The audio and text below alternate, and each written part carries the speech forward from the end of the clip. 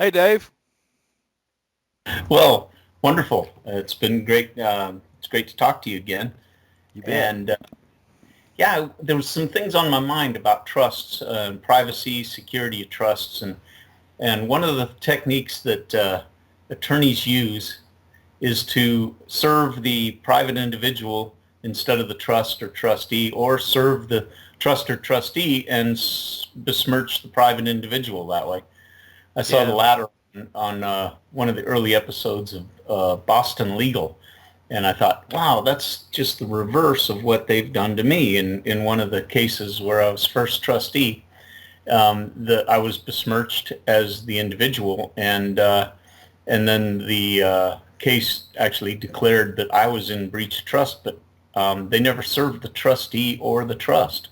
Yeah, it's just it's they when they're trying to show that the trust actually never existed, or they're trying to just get it annulled on some sort of basis of what they term, maybe a fraudulent transfer, or not that that happened to you, but you know what I'm saying. If they're trying to say that Mm-hmm. there's actually not a trust here at all, then for them to serve the trustee is sort of a double-minded situation, because that would actually, in service to the trustee, would actually confirm by their own hand there's a trust, right?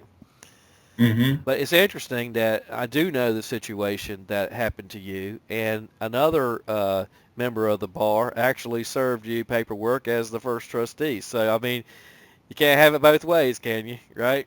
Well, yeah, actually, in the very end, the final order, it said I was in breach of trust, confirming the judge knew that there was a trust. Well, you know the Bible where it says that in those days justice will be thrown out into the street, and Mm. that kind of thing. When you have a situation where the players in the court are only concerned with winning and losing, and justice be damned, then there's all sorts of shenanigans that can go on from there. But anyway, what do you want to talk about? Well, just building on top of that, the developments seem to have you know gotten to the point where the ownership of the actual property. Now, this going back to privacy and security. Hmm. One of the things that happened was the beneficiary in this case actually opened it to the. It's a very large piece of artwork built of stone and concrete, and it's basically like a tourist attraction, though, even though it's never really gotten itself on the map as such.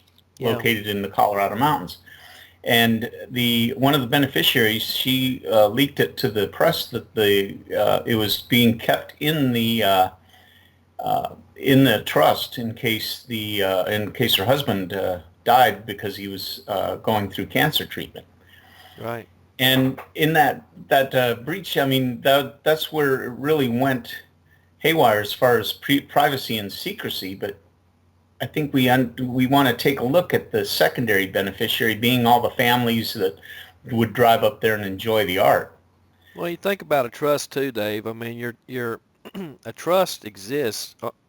There has to be certain laws which actually contemplate the use of the trust within the body called state. So trust exists under law, subject, rather I'll say subject to the laws of the state in which the property is contemplated. So you know, uh, I know the situation that you're talking about. I know that some of the stuff that happened there was just it played out in social media, and that it was just completely unfair. Your name was besmirched. I know the character of what you did and what you tried to do to keep your name to stay in the righteous side of things. So I can appreciate that you stayed in the high you stayed in the high ground. Even to your hurt, and I saw you do that. And but I'll say this regarding what you're saying, what you're talking about here. A trust is like, think of a trust as a common law corporation. And because that's Okay. exactly what it is. A corporation is just a bunch of men and women who have gotten together that have a similar interest, and they have began to become corporate in their interest, and they've declared that they are going to collectively do business in the name of the trust. And it's not statutory. In other words, it's not a part of any existing corporation. So like, for instance, an LLC or a C Corp or an S Corp. Those are members of a corporate body called, state of, right? Um, Mm-hmm. they're statutory and they are creations of the corporate state. And so, whereas the trust is the creation of individual men and women who decide that they're going to get together and form this common law corporation, which, by the way, that's the reason why you do not have to, on most states, I mean, Texas, for instance, is different, but even on Colorado, North Carolina, you don't have to go and make special filings with the Secretary of State for that trust to exist and do business on that state. Now, you may Yeah. have to, let the courts know that you're holding property in an irrevocable trust or something like that, so that the courts would have the ability to adjudicate any property disputes, right? But you don't have to register at the Secretary of State, like for instance an LLC or a C corp, right? Right. Um, you can do business in and of your own right, as long as, of course, you're staying. Your bylaws of the trust do not conflict with the laws of the state, right? So, all right, well go Mm. ahead, man. I know I'm not sure which direction you want to go in, but you lead Well, this I'm train. still Let's go. focusing on the first action by the beneficiary. Why would you display the trust even exists if the purpose of the trust is privacy? Well, that's a good point. It would not annul the trust, but you'll notice, like for instance, when you look at the creation of, let's say, the United States, we the people of the United States, you'll notice that these singular people, they did it for themselves and their heirs, and you know, no one ever talks about their heirs. I mean, you never, I mean, let's just take John Hancock for instance. I mean, have you got any clue who the heirs of John Hancock are? I don't. Mm. And I there's Yeah. privacy there, and these are the true equitable owners of the state, and you never know who these people are and what they have done with their equitable interest. And furthermore, you don't even have any idea what contracts they may have entered into on the private side of equity with their equitable interest in the state. So, I mean, for the beneficiary to come right out and say, yes, I'm the heir, especially when you have it in trust, it's Hmm. compromising to the trust. It will not annul the trust. It doesn't, cause it to, cease to exist. But, you're right. Um, part of the benefit of trust is to better secure your position in the property, as well as for privacy. You don't want the world knowing your private affairs. Well, that's right. And I think what was going on here, she was uh, very clever actually about keeping the management and ownership control over the trust, over the property, Right. um, even though, it was sold to me and as first trustee. And so that's what came about, is that when I started exercising that control, she started arguing with me, and I was basically just doing Well, what I did as a trustee, managing liability. exactly. That's Yeah, the key. and She that's when she she, failed to do that, and you stepped up. And yeah, I mean, I don't know your exact number that you spent, but I know it was tens of thousands of dollars that you had to spend on securing this, so that if anybody in the public got hurt, they weren't going to lose it. And just the right, porta-john fees and things of that nature. I mean, that was real expenses that they didn't recognize, and ultimately, in my mind, they were completely in the wrong, because I was there from the beginning and remember the days when they were like, please, help us and help us put it into trust. But, they didn't get their way. And, your friend Jim got sick, for God's sake. Clearly he was mm. being manipulated. Somebody was whispering in his ear. Well, yeah, they just took over his will when he went into the chemo and radiation. And so Yeah, that isn't really where I'm thinking of going. I want this to be edifying about privacy and so forth. But Okay. they took it out to the public and besmirched me and told me that, or told everybody that I had abused them into selling it, selling the property into the trust. And so that behind us then is really that I'd like to go into the privacy issue about the secondary trustee. Now, I think you know where I'm going with that is basically I should have been by law quiet and silent and secret about the trust at all. Yeah. And I had no place to go, but the people were now involved, and the people are a secondary trustee or secondary beneficiary, excuse me. The castle builder was the primary, and so the people that's where I justified that I could go ahead and start revealing things about trust, not so much for, well, the trust is still perfectly intact, and so are the deeds. And if you take a look, even at the county clerk and recorder and look up the records, you'll find out that it's still there. It's Right. still fine. And so I think that that's where we want to go is take a look at this. What I started doing was speaking about the trust at all to the secondary beneficiaries. Yeah, when you say secondary beneficiaries, we're talking about in general, anybody who may come and make a use or enjoy the property as for their own entertainment purposes, right? I mean, that's what you're talking about, right? Yeah, the families. It's like a family fun outing. Right. Exactly. Okay.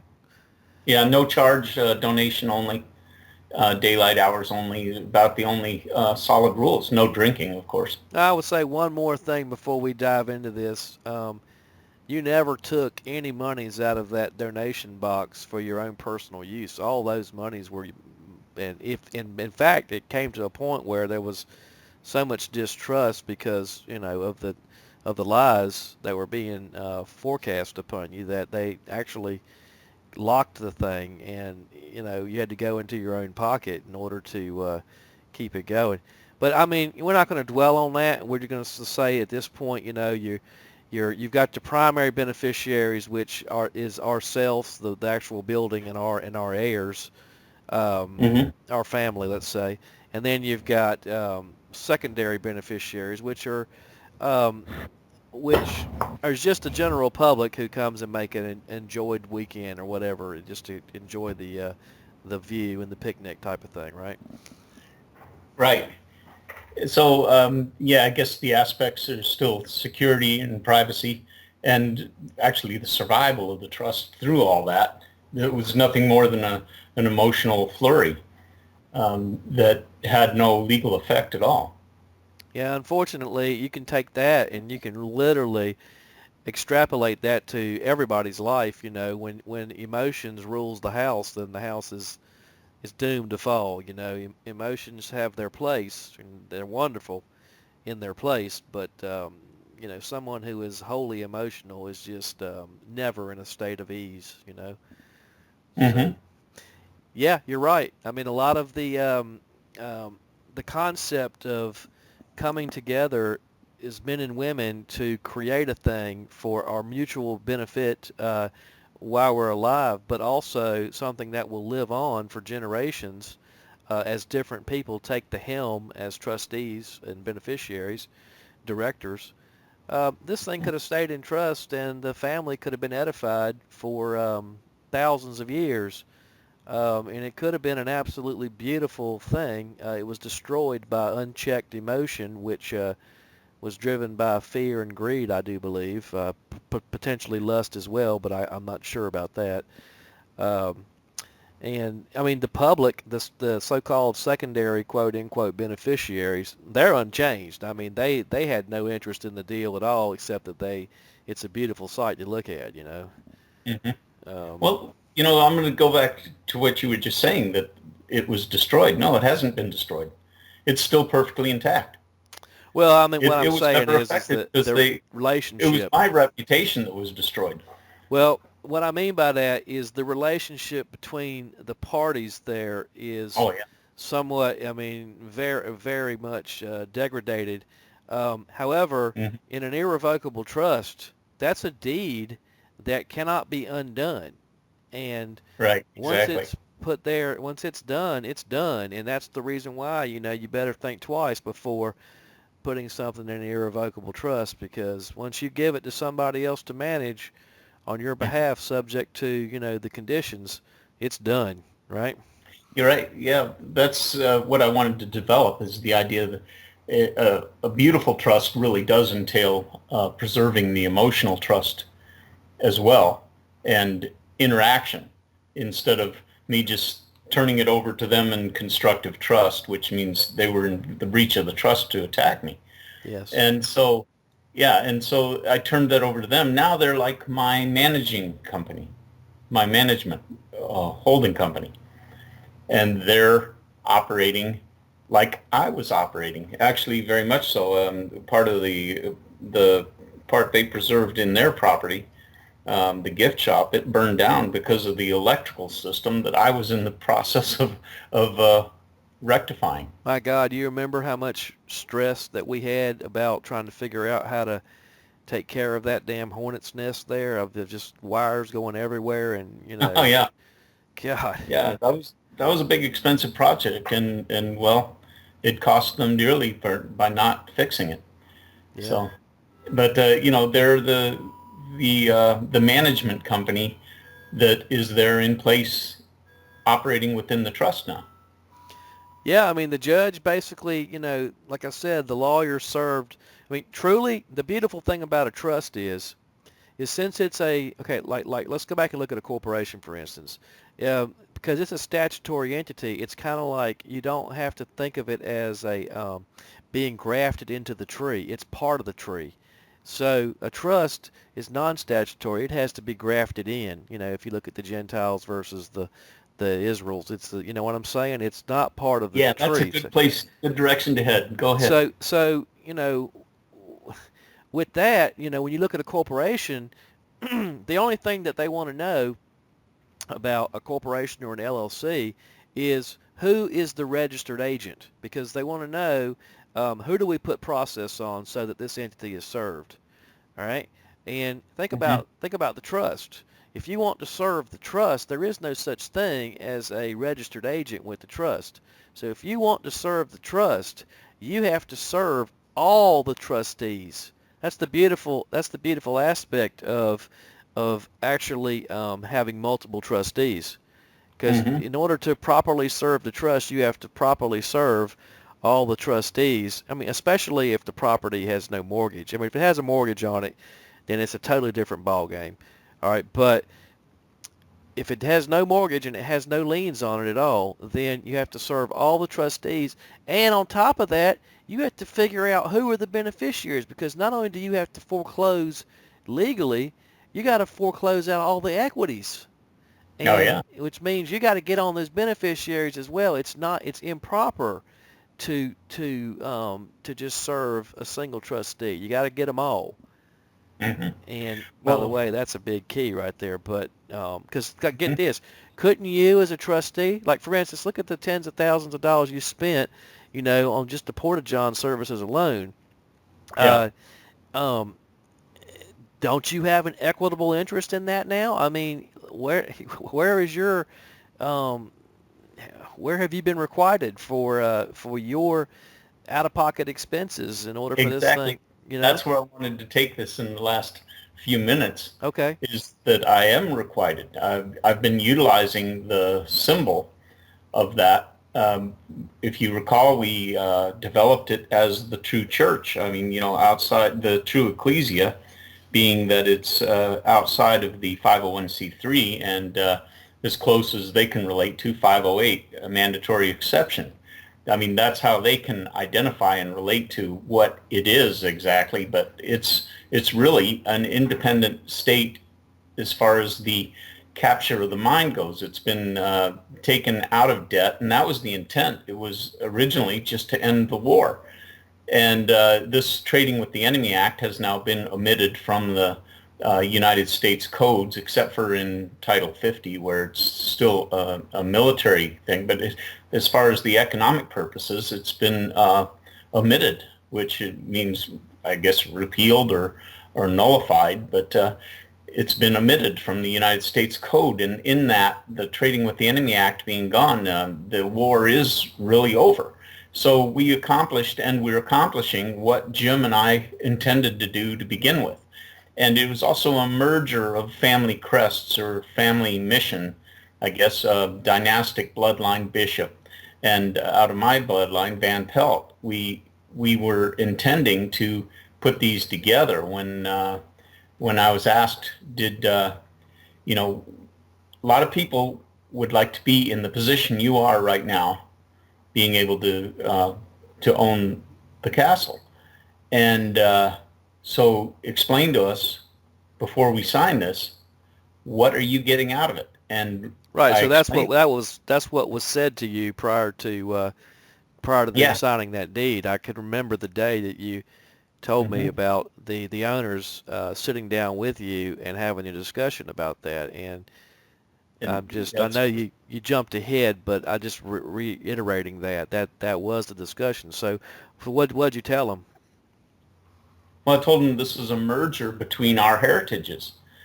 Jim and I have been up there many, many hours talking this through and finding out what better use than art and family entertainment this structure, this castle, this beautiful creative work of art can be in the landscape of human evolution.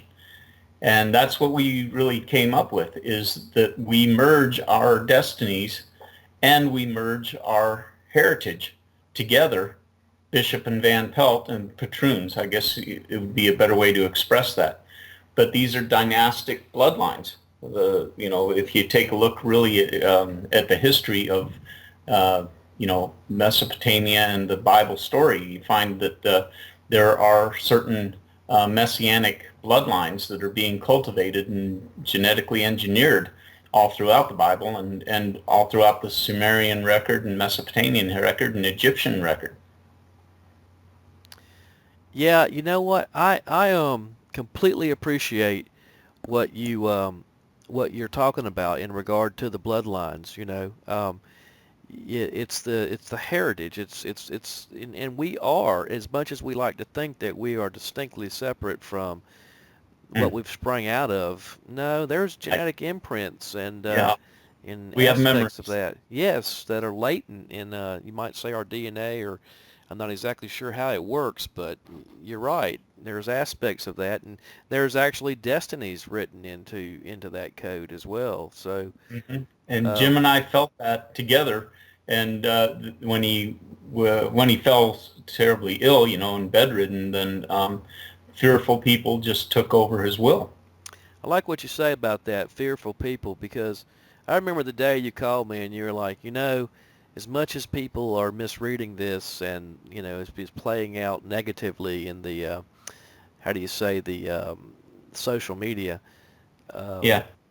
you gave him something to live for. It was actually this negative fight in him. It actually sparked a goal to push through and live for. And he actually got better, man, so Yeah, that's the one man who needs a nemesis, and it was Sheriff Job that really brought us together, his nemesis, and then they were able to turn me into his nemesis, and sure enough, he recovered from something that was unrecoverable, according I to think all it's medical great, man. I just technology. remember how you used to tell me. I couldn't understand, for the longest time, because and I know it's just human nature when someone really uses you like that. That it's like a lot of people would just say, the hell with them, and let them waller in their misery. But I mean, you really loved the man. I can remember, you telling me like, no, I've just totally forgiven him. I mean, the guy was being manipulated, even till you're hurt.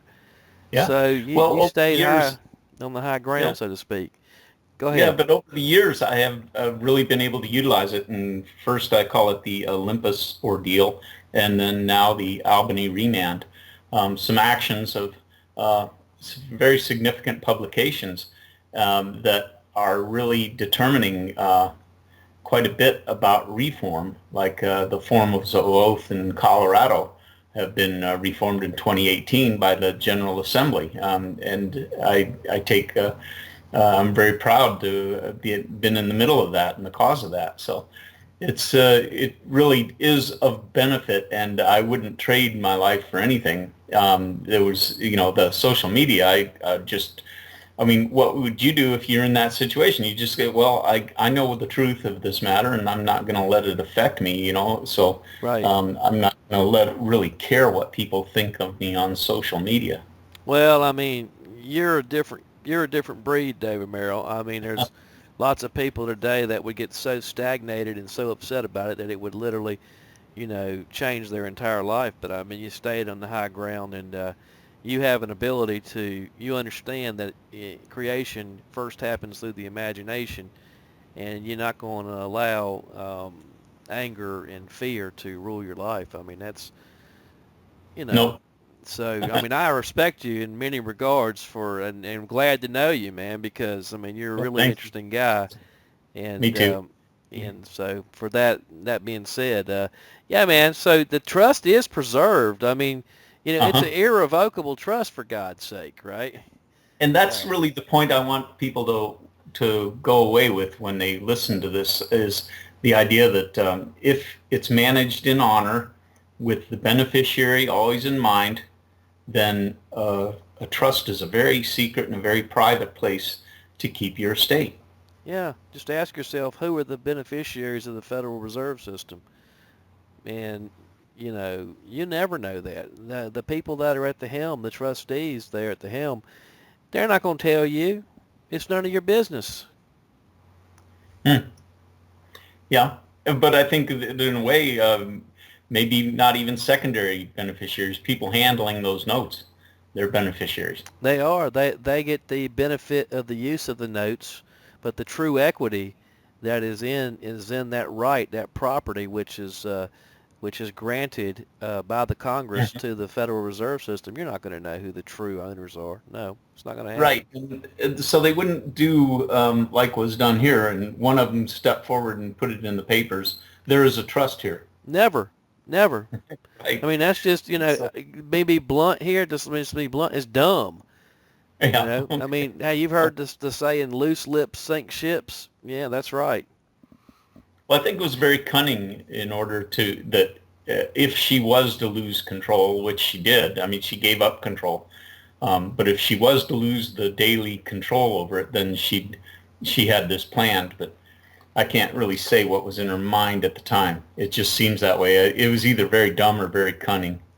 Well, we live in a world today where honor and actual the contract of keeping your word, it's not very, a crying woman is like almost irresistible. I mean, it's almost like Uh, a irresistible force that must be addressed. And the idea that let her cry, you know, is repugnant to a lot of people. But we have to learn that we're all that woman. We're all that woman in Eve. Let us present, you as a chaste virgin unto Christ. So metaphysically or allegorically, we're all that woman, and we can cry all we want to. We're Esau the son coming back, going, "Why'd you give all the benefits to the other boy?" You know. But if we enter into a contract, all the crying in the world should never overturn that contract. right. And Okay. Yeah, it's the emotion honorable should not rule the civilization. house. Yep. Yeah. But that's a very good point about the balance between intuition, emotion, and logic and science. Yeah, I mean, it's really a rare being who actually has found the equilibrium between these, so-called solar and lunar forces, Mm. um, and in the Bible where it goes on, it says the husband should be the head of the house, or wife, submit yourself to your husbands. It's just basically saying the emotions should not rule. The rational mind, should be the head of the house. Yeah, exactly. Excellent. So, hey All right. man, well, I We'll tie mean, it up then. let's see what we got here. It's about, I'm keeping track. Oh, we went over 29 minutes. Maybe we should wrap up. Yeah. Okay. Thanks for the call. Hey, thank you, David. I hope you're doing well, and we should do this again soon. You too. Okay, see you.